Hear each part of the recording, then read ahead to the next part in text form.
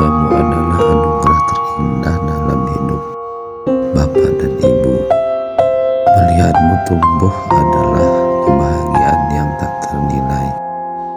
Jadilah anak yang kuat, tapi jangan pernah malu untuk menjadi lembut dan penyayang.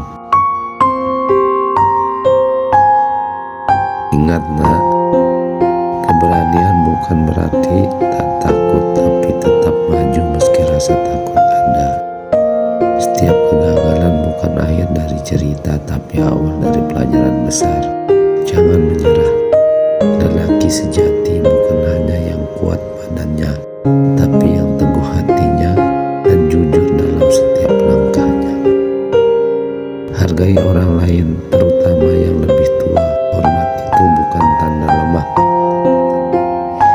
Belajarlah setinggi langit, tapi tetaplah rendah hati seperti bumi. Apapun cita-citamu, pastikan itu membawa